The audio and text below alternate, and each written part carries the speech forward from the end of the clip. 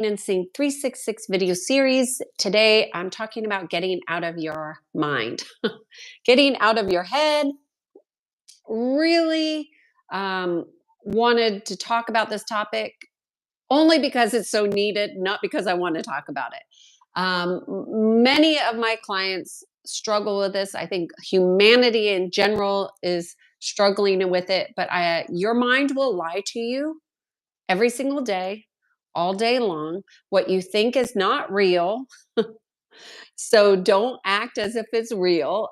People think things through, process things through, and what's happening is our egos have been fed by our attention, and this constant dedication to thinking, rethinking, overthinking, overprocessing, judging, um, being critical, or thinking things right or wrong, good or bad.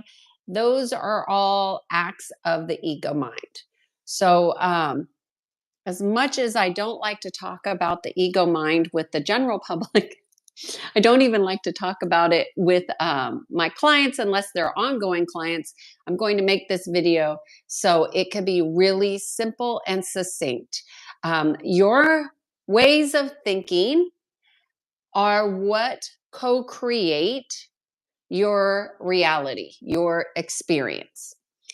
And it isn't that thinking directs the direction, it's that people who are overthinking have disconnected from their heart, and therefore your thoughts are interfering with your experience. So, if you want to have a better life experience, a more full, loving, joyful, free experience, free of anxiety, free of stress, free of overwhelm, you must stop listening to everything that you think. And you think, oh, how do I do that, Kiana? And I'm going to tell you. This is what's called ego work, and it is required if you are on the spiritual journey. Although most people talk about the ego, they don't really tell you how to address the ego. So every client that comes to me, the first session, we balance the ego immediately. That's the first thing that I do, because you cannot shift energy when the ego mind is interfering. So the ego mind will interfere with you becoming aligned and congruent. And the reason is really simple. The ego mind works to keep things the same, status quo. Stay in the known and not go into the unknown. All the magic happens in the unknown. All the amazing blessings happen in the unknown. So, when you notice that you are in judgment, let's just say it's a good day or a bad day, I hear that all the time. It was a good day. It was a bad day. That was bad energy. That was good energy. Energy is neither good or bad. It's just a different frequency. Days are neither good or bad. They're just frequency based. So all your perception is going to be based on how you are languaging and relating to that day. So let's just say it was a bad day. Today was a bad day. And you automatically realize, like, oh, that's a judgment. Okay. The next thing you do is say, okay, I have identified I'm in judgment. Judgment is attached to your ego mind. I am not my ego. Okay. Then you have to disidentify.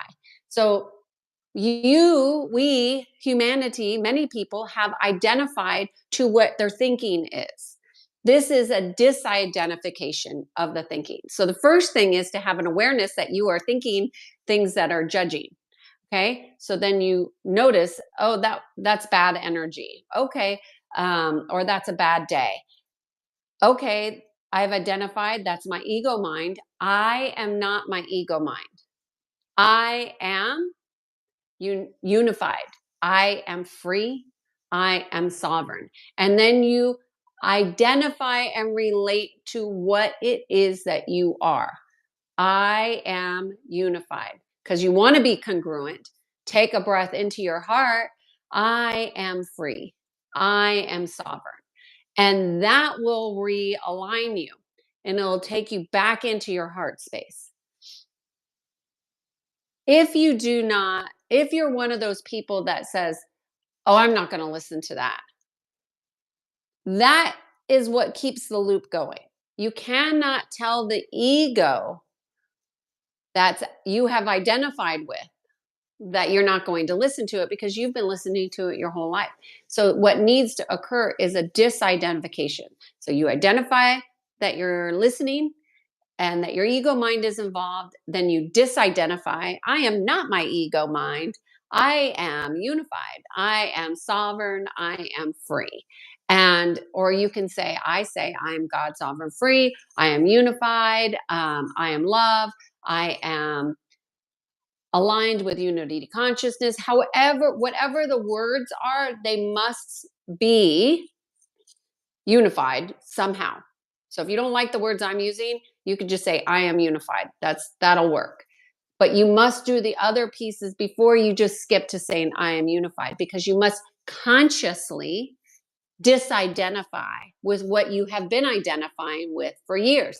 So now that you know that you've been identifying with the ego mind for years, know that it's going to take some practice before you get this under control and you actually start to see things for what they are instead of what you think. Your thinking will tell you you're not safe. Your thinking will tell you you're anxious. Your thinking will tell you I can't drive on a trip. Your thinking will tell you things that are inaccurate repeatedly all the time, especially if you have fear. Now, if you are a fearful person who has based a lot of their history on fearful thoughts, you must understand that that creates what's a bonded communication that you have within yourself. That needs to be released by your awareness, identification, disidentification, and I am united. So that's like a 4-step process that you can use to help disidentify from the ego.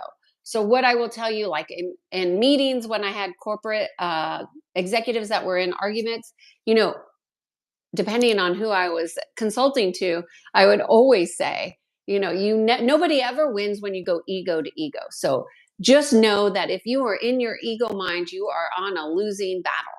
There's nobody that wins from the ego. I don't care how much money they have, they will be a miserable human experience. When you disidentify from the ego and you get congruent within and you unite yourself within, you will feel more joy, more love, more peace.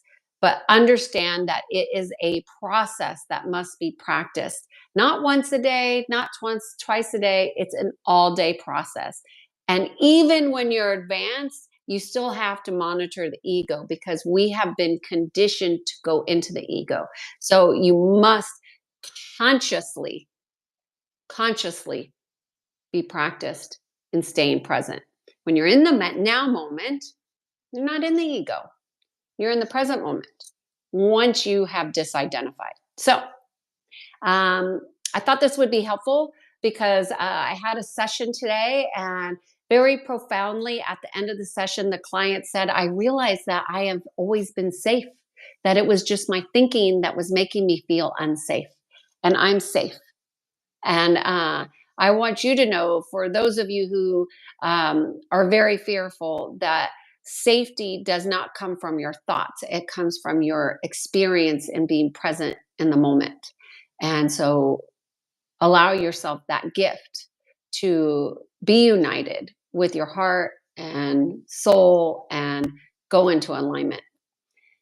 Cheers to being in sync. I am Kiana Sage, and I guide people to peace. Have a great day.